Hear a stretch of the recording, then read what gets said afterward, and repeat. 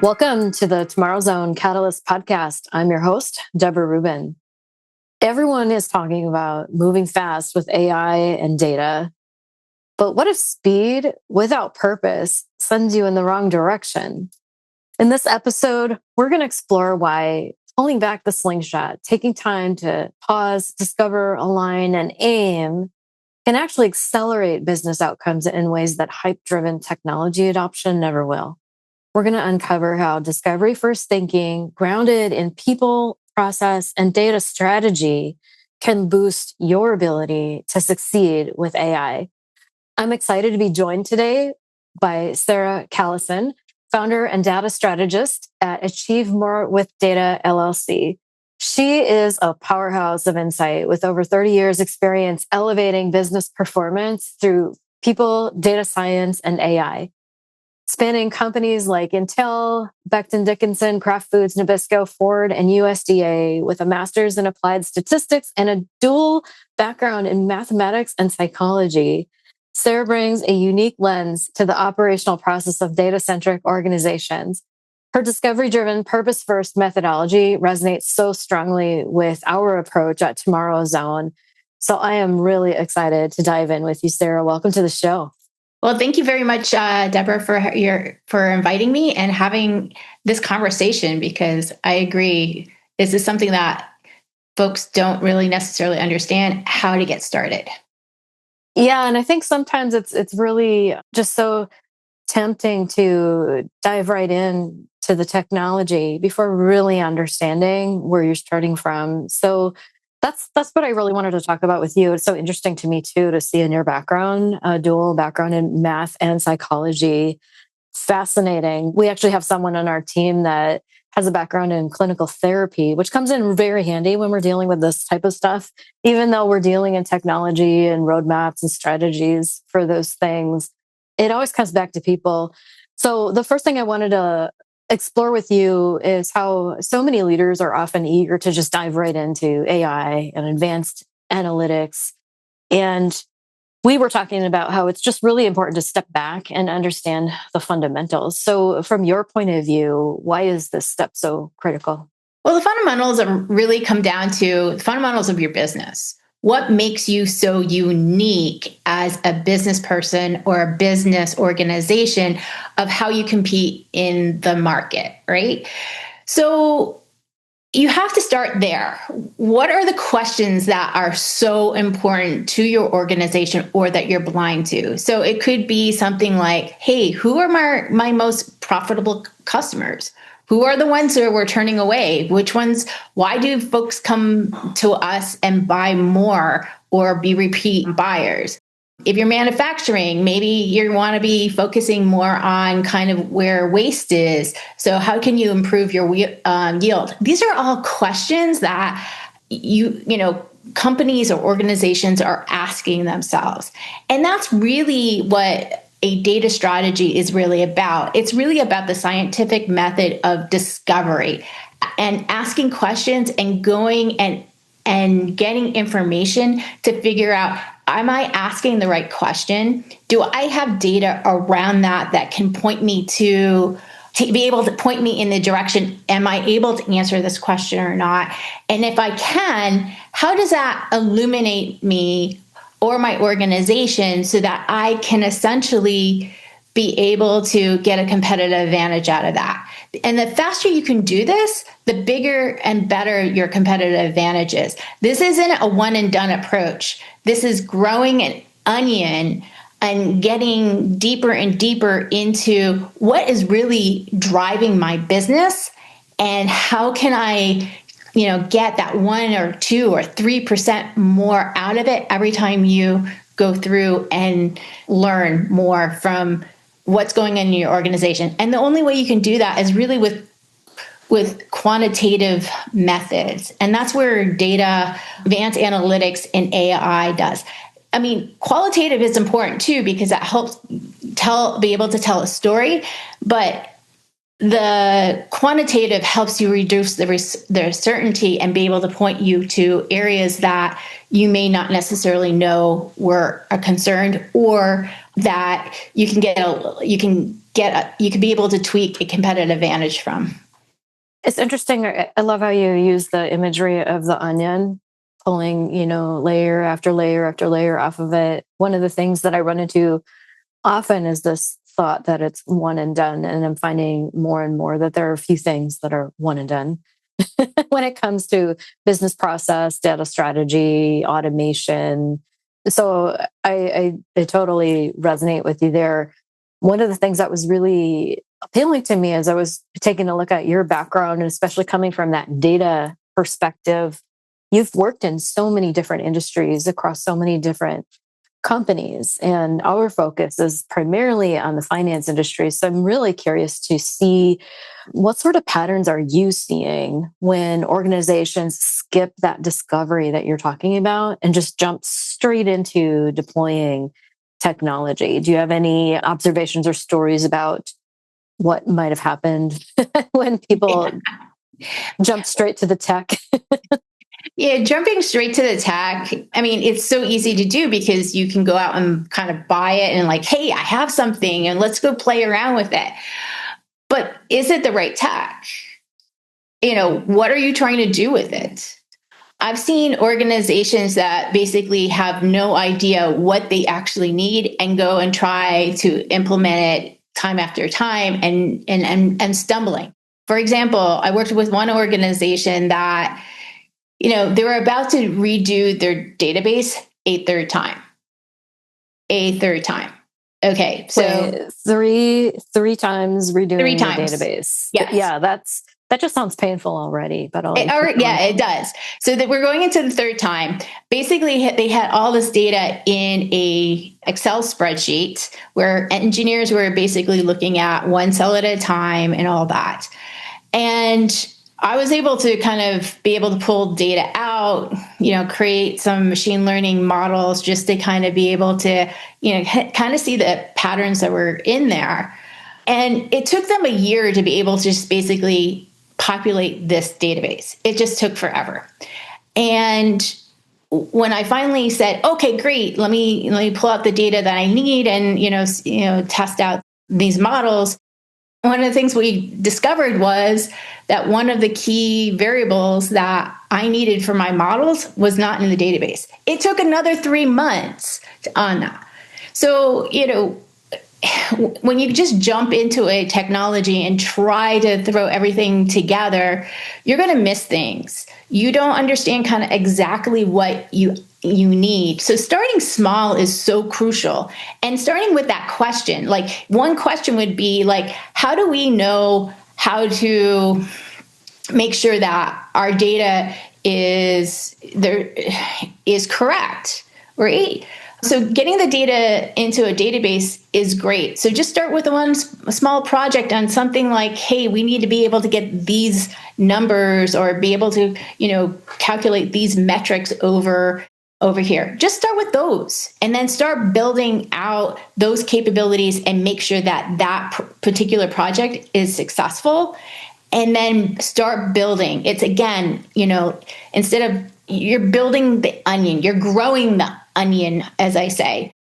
So the organizations that I see just throw everything together really fast don't necessarily succeed. They waste a lot of time. There's a lot of redo. You end up seeing that, you may feel like you're making 5 steps forward, but you're taking 10 steps back because you may not necessarily get the right data. You may find out that the data you have, while it's easy to collect, is not the right data. You also have to think about your data governance. How do you govern that data? Who has access to it? What does correct data or reliable data mean? All those things need to be discussed, and you can't do the entire organization.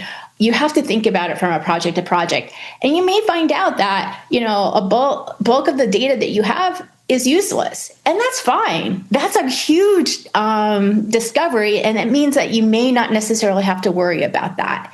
So don't worry about it. Focus on the things that are going to be the biggest impact for your organization.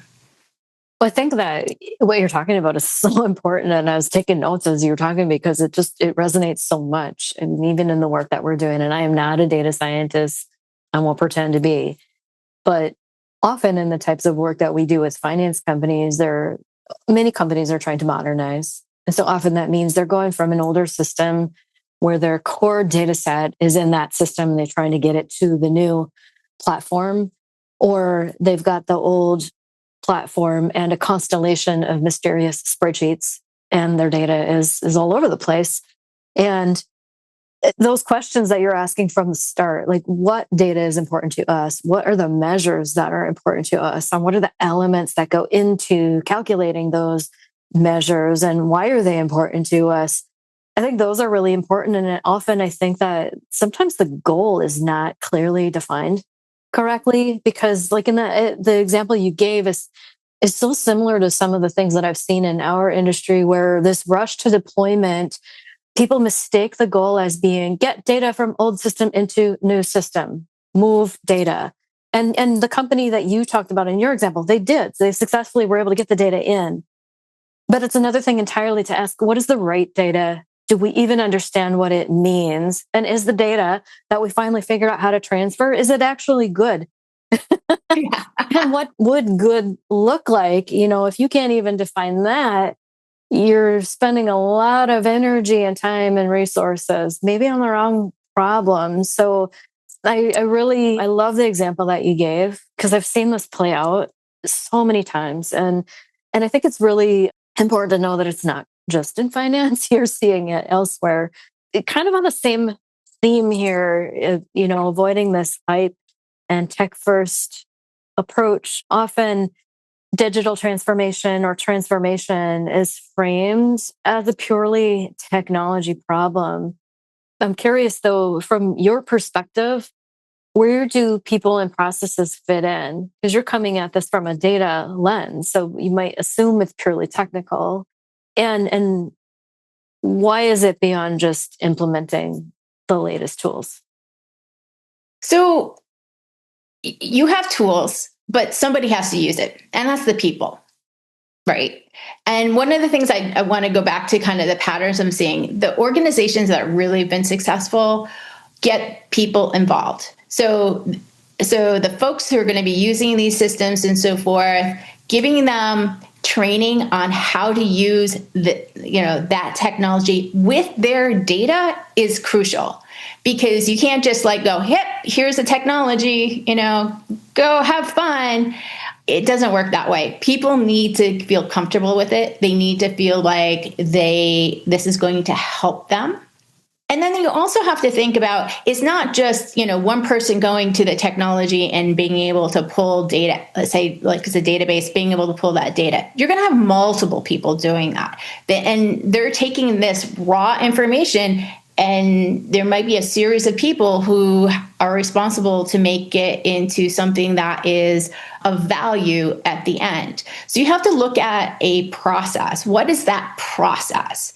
You get people who are, if you're doing some kind of like benchmarking or sales or something like that, you have folks who are basically putting data into a database. How do you make sure that it's clean and so forth? Then you have folks at the other end who are then trying to figure out, hey, is this correct? Is this, how do we make sure that this is reliable? Is it helping answer the question? And then there are folks who are then taking the aggregate of this data and then taking it to the business and trying to tell a story about it.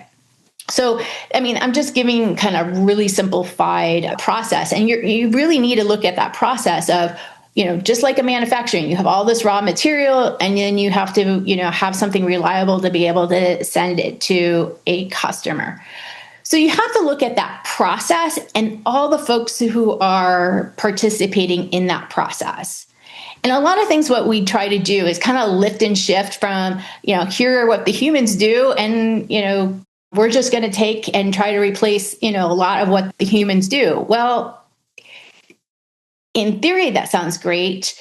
But if you have a 10-step process, the question is, can you actually reduce that down to maybe a 4-step process? Because, and really understanding kind of what you're trying to do with that process, by kind of really consolidating that.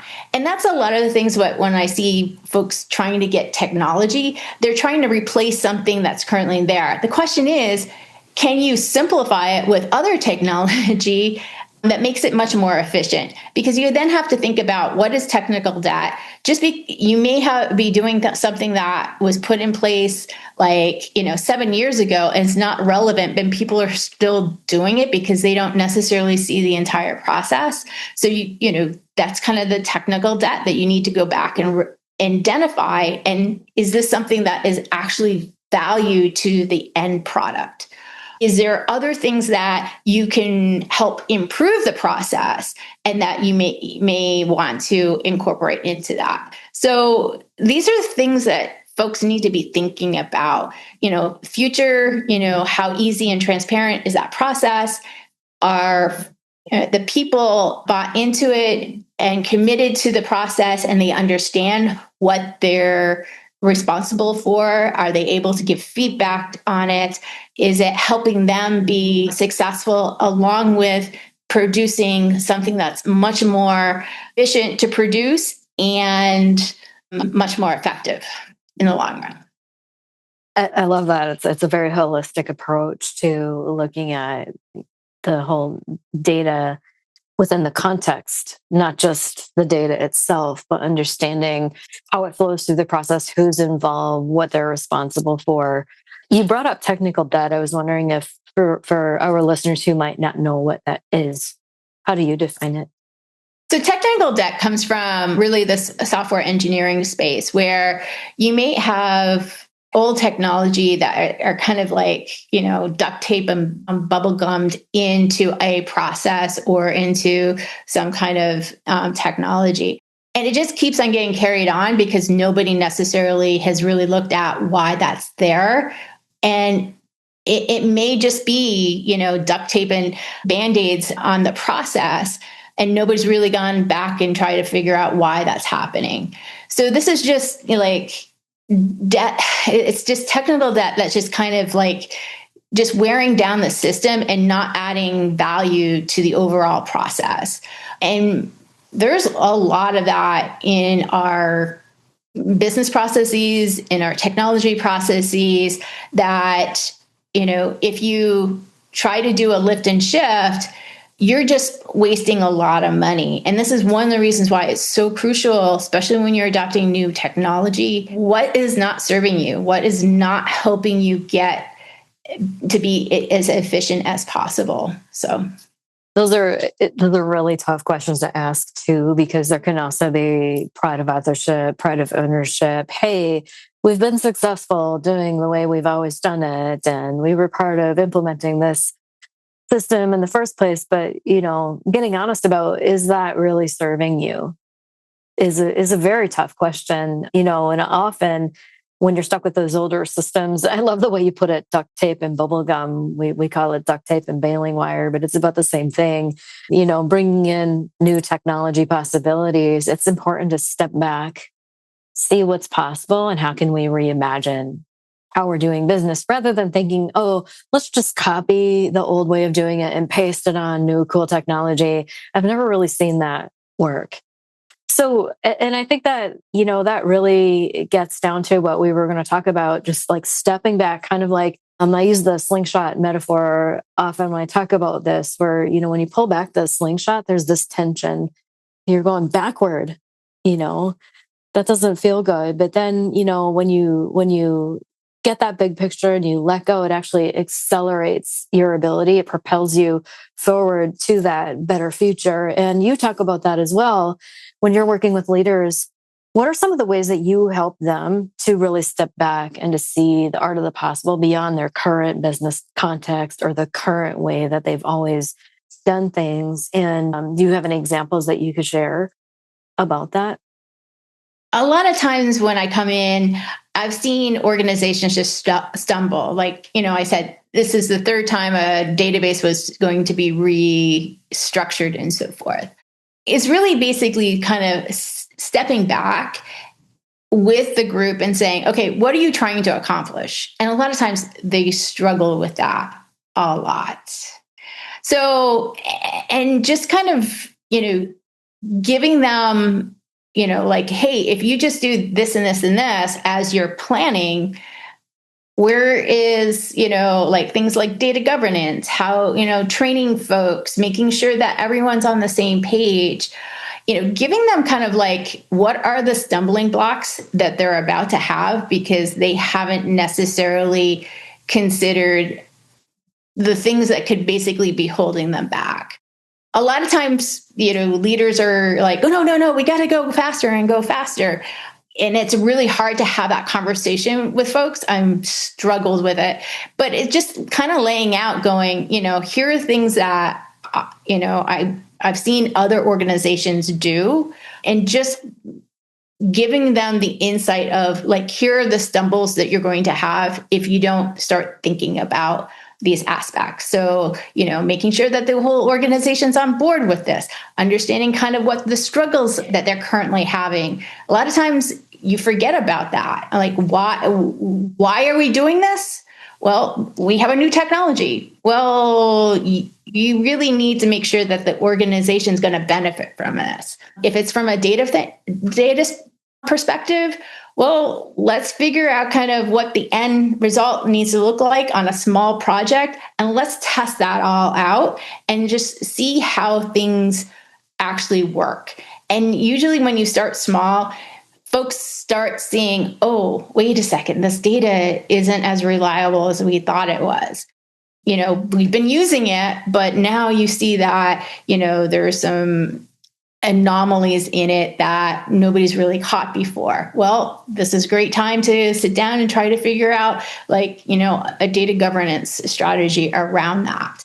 Who's responsible for that? And, how do you have these conversations? And then also making sure that there are going to be folks who are not data savvy at all and be really afraid of like, this is data. I'm not good at data. Well, give them a sandbox to be able to play in that's small enough that they can learn and feel comfortable with it, and making sure that they're safe asking questions like, hey, I don't quite understand this. Or wait a second, from my gut perspective, this doesn't make sense.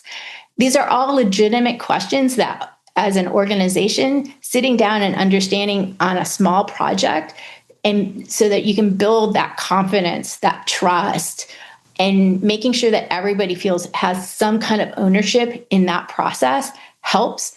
And then it will accelerate further projects that you can then expand the scope. But until you have everyone and understand kind of what that initial process is, you're not going to be able to really take it to the next level and broaden that scope. So the first thing that I took away from all of that was that just how important it is to step back together and really take a look at the why behind the thing. Why are we doing this initiative in the first place? What are we trying to accomplish as a company? But then also helping people to understand what is their role in it. I think that's a really important thing, and people think it's all about the technology tools that you select, but that part of the people side of innovation can make or break a project. And so I think that's really important, reminding people of the reason why we're doing the initiative. What are the problems that we're solving that are valuable for us to solve together?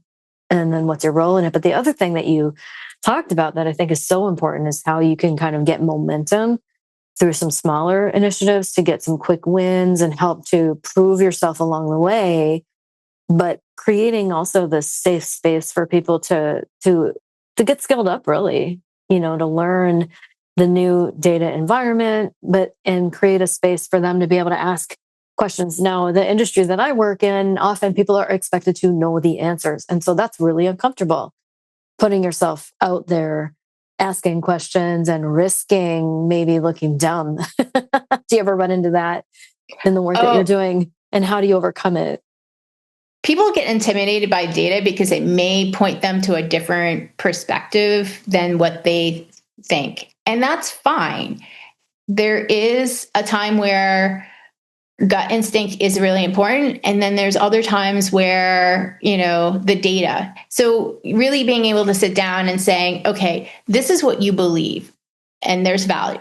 And just understanding kind of like, here, what are the context behind that? Here's kind of what the data says and what's the context behind the data.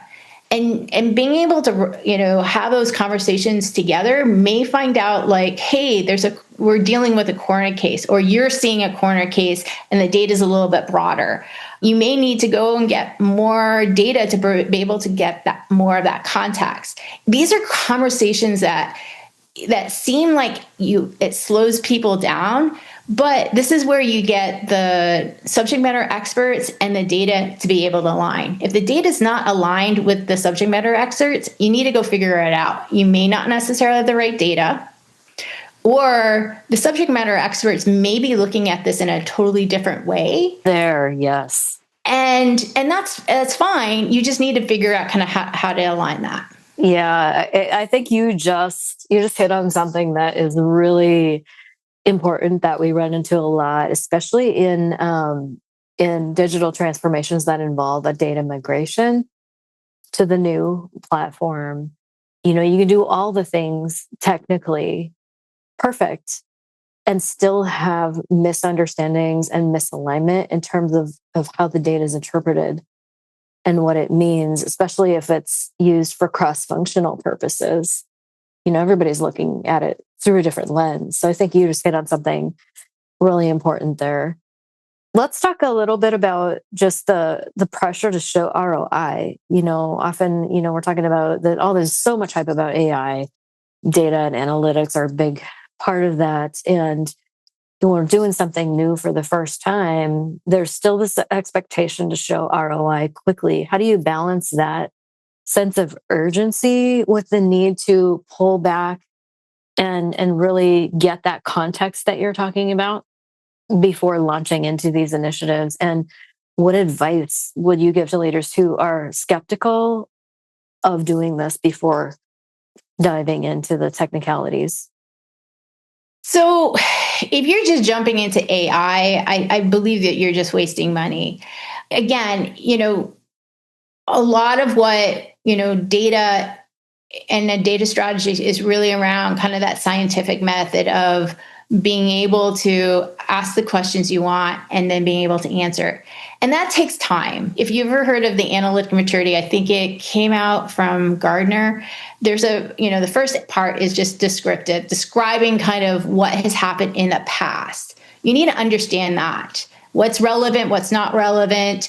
You need to kind of understand what has happened in the past. So one of the analogies I have is, when was the yield in manufacturing high and when was it low? You need to be able to describe that. There may be things that you need on that. That takes a lot of time and gives you little bit of ROI, very little. But as you go into understanding the diagnostic, why did I have high yield here and low yield here, and trying to understand what was driving that, that's the diagnostic. Okay, now I understand kind of that, maybe I have a material problem or something like that, and that caused the low yield. Okay, now you have a bigger ROI because now you're kind of diagnosing kind of what the situation is. Now, just because you have association on this doesn't mean causation. This is where you need to go and look at, can I predict when I'm going to have a high yield versus a low yield? And if you can predict that, that tells you from, you should be able to understand kind of what's driving that. If you can drive that, and that gives you so much more ROI. Okay. Now you can, once you know how to predict it, prediction just essentially means that, hey, you're going to, maybe in another week, you're going to have a low yield, and here's the reason why. This is prescriptive. You can then go in and try to figure out, okay, we can fix the cause of why we think our yield's going down. That's going to give you so much more ROI from that point of view. And that's the kind of the discovery that you want to be going through every time you're kind of creating something. is on that. And the more and more you do this, the faster this will be, and you get their ROI. So if you can get to prescriptive, that's great. And that's where and then the next aspect is automating it. Maybe this is where you get some AI, but all the value came from doing the descriptive, the diagnostic, and the prescriptive. The AI gives you very little benefit if you've done everything correctly before that. So when people want to, skip all the way to the AI, what are you trying to automate? And is that automation? Do you really understand what it's automating? And that are you willing to accept that if you don't really understand the system, that you're going to get a lot of garbage in that? So that's the reason why it's so fundamental to really go back and look at your data and really understand kind of the dynamics that are happening so that you can then reliably put automation to it, or, what today's AI is. Very cool. I like that framework that you shared. Going from descriptive to diagnostic to prediction to prescriptive solutions and then to automation. And it reminds me of where you started talking about the onion, because you're doing this in layers. There is no one and done. You're going to continue to repeat that cycle, but get better and better and better at it as you go. I was just curious, the prevailing myth seems to be that chasing technology hype automatically leads to success. Just sprinkle AI on it. It feels like that. It reminds me of the movie, The Big Fat Greek Wedding, where the dad is always like, oh, you have an always spray and Windex on it. That's how I'm thinking about the way people talk about AI these days. And you can get a lot of value from a lot of these different AI solutions. We do at TomorrowZone every single day. But as you're bringing it into an organization, there's a lot more to think about. And so a lot of folks, the myth seems to be that chasing this technology hype is automatically going to lead to success. But what would you say to challenge that myth? Well, you have to think about, this technology as a box of crayons. Everyone can get a box of crayons. It has a red, a yellow, a green, a blue, and maybe some variations on it. Okay. So great. Everybody has it. Now, the question is, what kind of masterpiece do you want to create from that box of crayons? Sure, you have the blue, you have the red, maybe make a little purple, you may create a picture that is very much like a kindergarten on that. It's a mess. But really, you want to be thinking about, what kind of masterpiece do I want to have? What kind of picture do I want? Do I want a Picasso? Do I want a Monet? Do I want, a photograph? That's going to help you define kind of what technology you have that you're going to need. So, and how you're going to be able to squeak out kind of your competitive advantage, because that masterpiece really should be a byproduct of what your company or organization, is producing and creating that competitive advantage for you. It's not just having the technology, it's what you do to make sure that you are efficient, you're effective, and that you are creating something that is adding to your organization. Awesome. I love that. It is not about the technology itself. It's about what you do with it. And really cool analogy. And Sarah, I just want to thank you for joining me and sharing your perspectives on AI implementation from that data perspective. It's a really important lens, and I think it's something that a lot of folks are skipping. How do people find out more about you and what you do? So you can go to my website, achievemorewithdata.com, or you can reach out to me on LinkedIn. Or my email is sarah.kalicin@achievemorewithdata.com. So feel free to reach out if you have any questions. I would love to talk to you about data strategy and how it can help your organization. And I wish you all luck, because this is a great opportunity to really be able to set back and kind of learn how you can gain a competitive advantage using data. Awesome. Thank you so much. And to our listeners, thank you for tuning in. Until next time, I encourage you to stay curious and choose to make awesome happen.